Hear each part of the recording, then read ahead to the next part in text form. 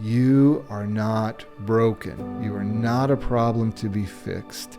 I know the story has been painful, but you are not a problem to be fixed. Just because we have things to heal doesn't mean there's something wrong with us. The path of the healing journey is neutral. It is laid before you, and you give meaning to it. You get to ask the path what it gives to you.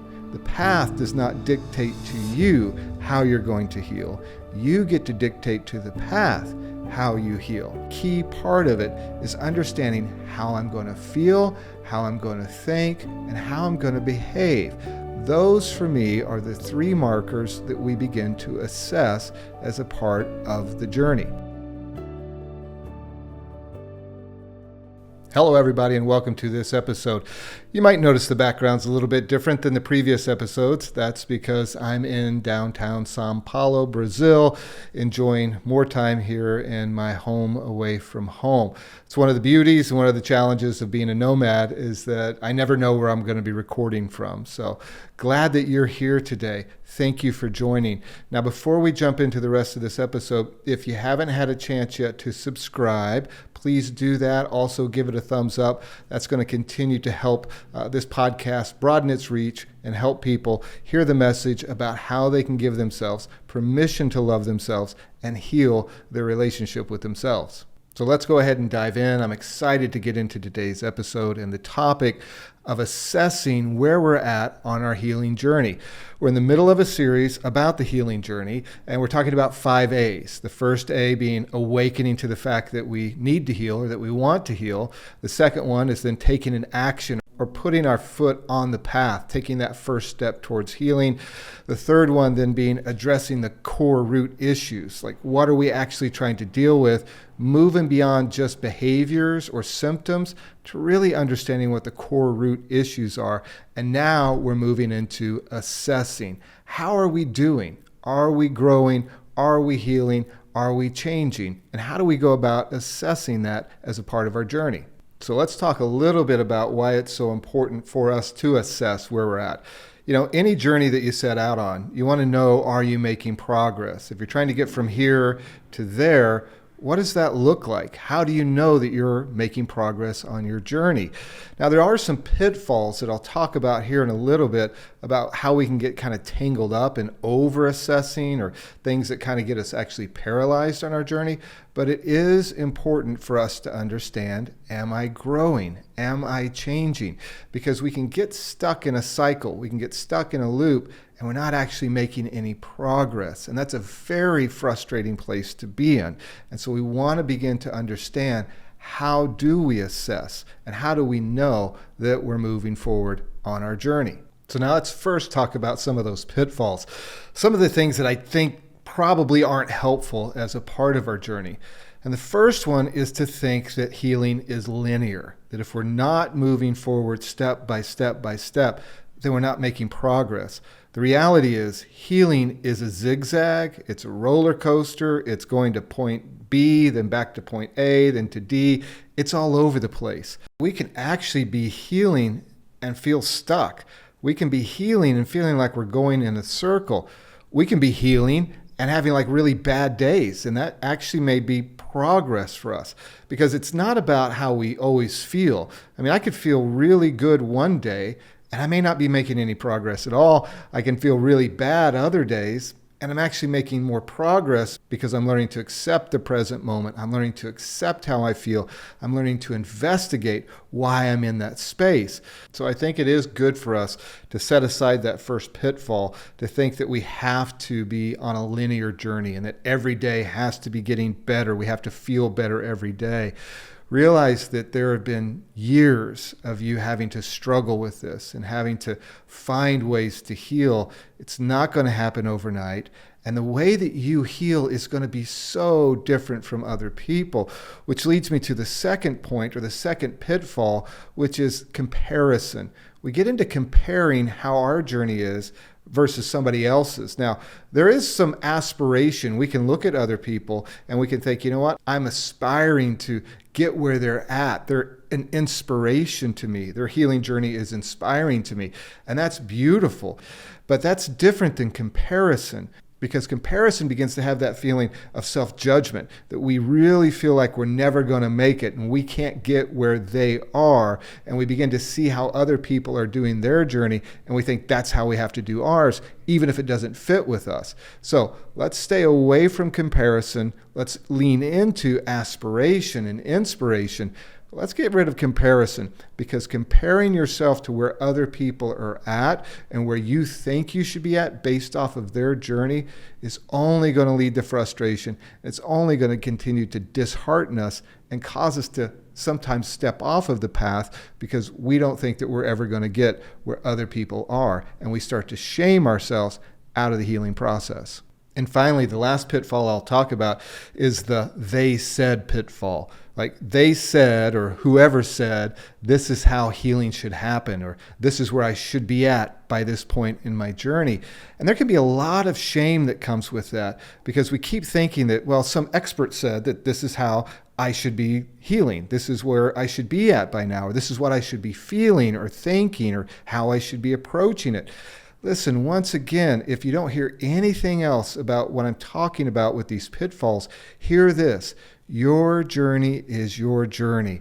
And if what somebody is telling you about how their journey went, or where they think people should be at in the healing process, and that's not resonating with you, that's okay. Do not shame yourself. Do not judge yourself because you're not fitting into some mold. Your story and what happened to you is unique, and therefore your healing process is unique. And I've seen more frustration and more people getting disheartened about their healing journey because of these pitfalls, because of comparison, because of the they said I should be here by now, or I should be over it by now, or whatever the narrative is. The fact that you want to heal is healing in itself. If you're committed to your healing journey, and even when you're not committed to your healing journey, but you get back on the path, that commitment to healing, that desire to heal, is the healing journey. So the mere fact that you have that and you're taking the steps forward in the journey, you are healing. So be gentle with yourself and be careful of all these pitfalls that I think trip us up a lot on our journey. So now I'm actually going to get into talking about some things that I think are helpful in assessing our growth and our journey and how we're doing. Now, I just previously said that, we don't take what other people say and have to apply it to us. So I want to be very clear. These are just my thoughts, my opinions about what's helped me and I've seen help other people. And I've always said this, that if this doesn't stick for you, and this doesn't resonate with you, then dismiss it and find what does. That's the beauty of our healing journey, is that we get to create it. We get to create the story. We get to unfold the path. Because listen, the path is neutral. The path of the healing journey is neutral. It is laid before you, and you give meaning to it. You get to ask the path what it gives to you. The path does not dictate to you how you're going to heal. You get to dictate to the path how you heal. As you go down the path, you discover tools that are along the way. You can choose to pick them up, or you can choose to leave them. You can choose to continue to walk forward, or you can choose to rest. You are in charge of your journey. The path is not in charge of your journey. So what do I think can be helpful in assessing? Well, the first thing is I think we've got to define what we're trying to do, where we're trying to go. We talked a little bit about that in the previous episode, where we talked about how, it's not the behavior that we're trying to correct. It's getting to a core belief about ourselves that once we begin to address that, then the behavior begins to change. So if you haven't listened to that episode, I think it can be helpful in beginning to address this part of what is it that you're wanting to change? And then asking the question, how will you know when that is changing? How are you going to know when you've made progress? And like in your mind, as you sit there and think, I don't like the way that I talk to myself. I don't like the fact that I beat myself up all the time. How am I going to know when I've made progress in that space? Or it might be, I don't like the way that I see myself. I don't like the way that I see myself when I look in the mirror, and I want to feel different when I look in the mirror. And so how am I going to know that that's happening? So setting some type of objective in the healing journey is important, just like going to any other destination in life. I'm going to know I'm making progress by hitting certain mile markers. And what are some of those mile markers for you? They're very personal, right? So it might be that I can go X amount of days without beating myself up, because what I ultimately want to do is get to a place where I'm consistently speaking kindly to myself. So setting that goal and realizing that's what you want, and then understanding, how will I know that I'm making progress towards that? What is that going to feel like in my system? That's a really key part of it, is understanding how I'm going to feel, how I'm going to think, and how I'm going to behave. Those, for me, are the three markers that we begin to assess as a part of the journey. The healing journey, in my opinion, I'm very adamant about this, I get really passionate about this, is about healing our relationship with ourselves. Because our relationship with ourselves, it's going to determine every other relationship in our life. It is the source where everything flows from. So the process of understanding how I'm feeling, how I'm thinking, and how I'm behaving is really about how am I feeling about myself, because that starts to get reflected in how I'm showing up in the world. How am I thinking about myself, because that starts to reflect how I think other people are thinking about me. And how am I behaving, because my behaviors are coming from a place of how my relationship with myself is going. If this is healthy, then behaviors start to become more healthy in my life. So it really is about, am I feeling whole? Am I thinking whole? And am I behaving in a way that feels whole to me? Is my life reflecting a way or a sense of wholeness? Because as we've talked about before, trauma and pain fragments our relationship with ourselves and with others. And so that sense of wholeness is actually what we're looking for a lot of times. And trying to put that in words at times is difficult. But I know for me, that sense of being whole, of not being fragmented all over the place and feeling like my relationship with myself and others was broken, was really important as a part of my healing journey. So as you're looking at the things that you want to heal in your life, that you want to change, I want to give you 4 things that I think are helpful in assessing that and assessing how that's going. At least they've been really helpful for me, because sometimes it can be really subjective to get our hands around, am I making progress? And the first one was this, is that I knew I was making some pretty significant progress when I started feeling safer in the present moment. It took a lot of work to get there. But beginning to feel safe in the present moment was a huge signal to me that my nervous system was beginning to relax, that I was starting to feel okay in my own presence, which was a signal that my relationship with myself was healing, because I wasn't abusing myself any longer. I wasn't keeping myself redlined. So the first thing that might be a helpful tool in assessing how that journey's going for you is, are you feeling safe in the present moment? Do you have a sense of becoming more relaxed in the present moment? Huge part of understanding that we are healing. I think a second thing that can be really helpful in assessing how the journey is going is that inner voice that we've been talking about. How am I talking to myself? How am I speaking to myself? What's the energy? The most transformational thing for me in my life was changing the way that I talked to myself. Because if I knew I could change the way that I talked to myself, I was changing the way that I saw myself, I was changing my relationship with myself, and I was beginning to shape a new narrative about myself, and I was changing core beliefs. So assessing how often are you beating yourself up, how much progress are you making in that, is a very tangible thing to try to measure. And not shaming ourselves when we're beating ourselves up. Don't use the voice of an inner critic to try to heal the voice of an inner critic.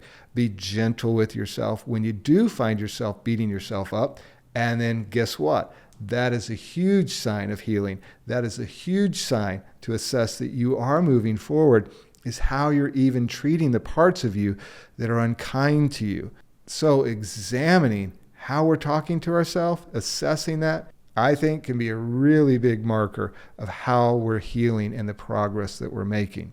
Now, the third thing is, how do you see yourself? When you look in the mirror or when you have an image of yourself in your mind, how do you see yourself? Do you see yourself as broken, fundamentally flawed? Do you see yourself as a problem to be fixed? What is your view of yourself?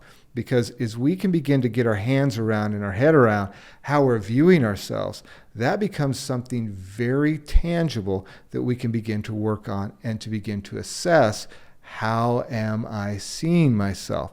And I really want to reinforce this point. You are not broken. You are not a problem to be fixed.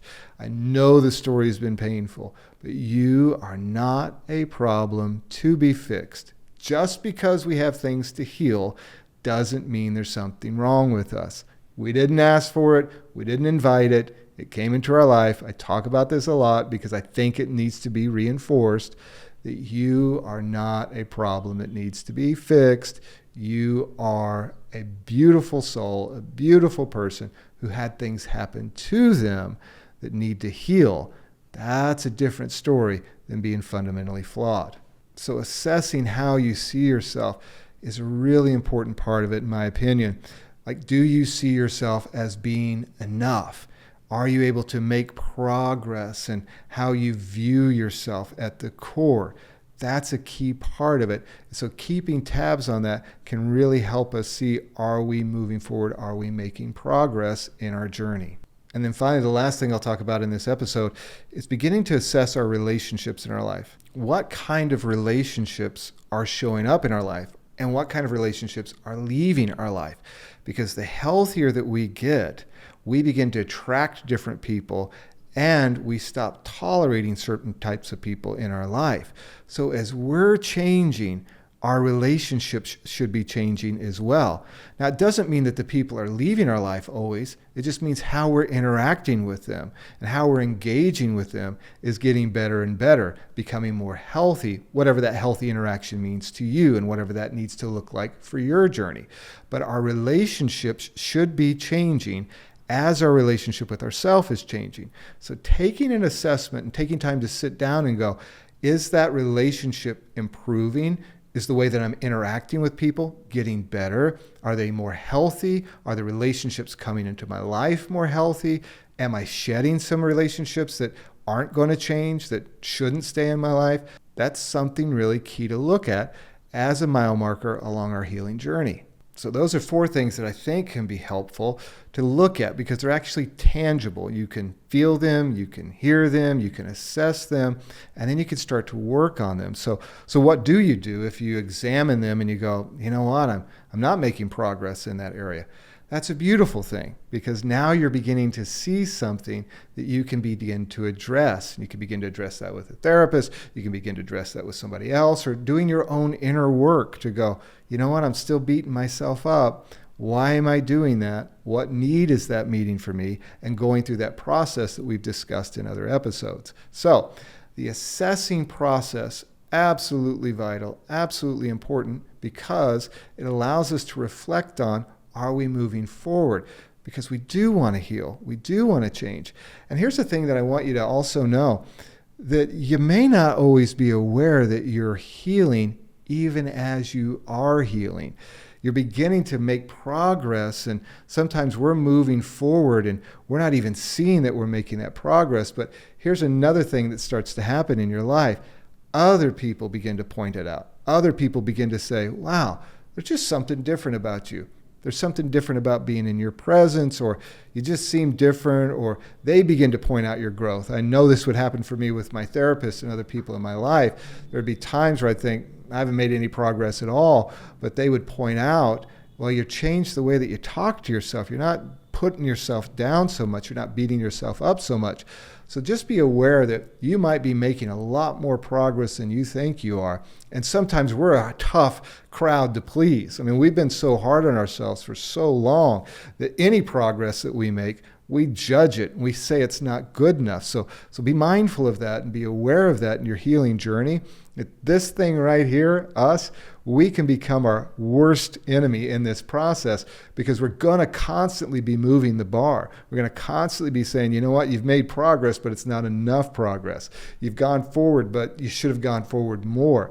That we need to relax on and begin to say, you know what? Any progress is good progress, because any progress that you're making now is more progress than you were making. So celebrate it, celebrate yourself. You're doing great work. You're doing fantastic work.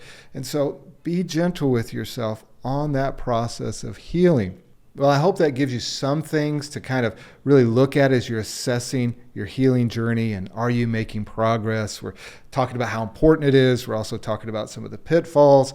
And we're also looking at some real practical things that we can look at to go, am I moving forward? So maybe this week you can take some time, sit down and begin to assess those things and begin to take a realistic look with gentleness about how you're doing in those spaces. Because one of the things that assessing does is it does show us that we're making progress, because we often don't think we are and we want to give up. But taking time to assess and look for the wins, not the failures, looking for the wins, looking for the progress, that gives us inspiration. That gives us motivation to stay on the path.